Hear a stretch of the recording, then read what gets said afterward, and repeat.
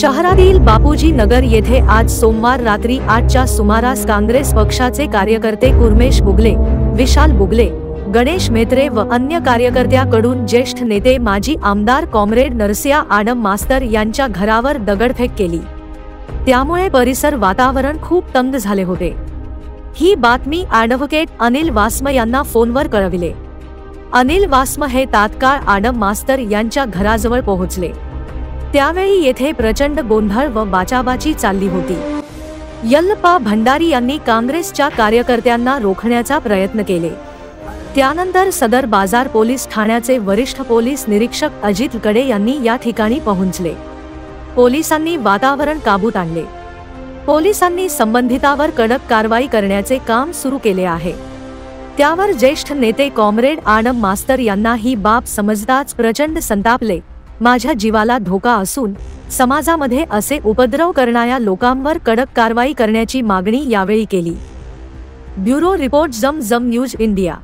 संध्याकाळी 5 वाजता घरातून निघालो, ऑफिसला गेलो, NDTVला मुलाखत दिली, तिथनं तळभंडारे चौकाच्या सभेला गेलो, त्या सभेपासून भारतनगरच्या सभेला गेलो, भारतनगरच्या सभेनंतर शास्त्रीनगरच्या ऑफिसच्या उद्घाटनाला गेलो, त्यानंतर वीटभट्टीच्या कॉर्नर सभेला गेलो।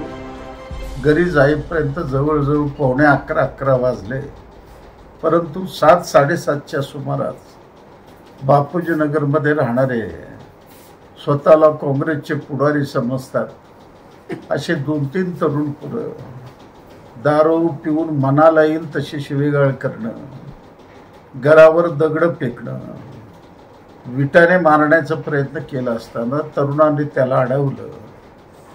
अडवल्यावर त्यांच्या अंगावर गेला।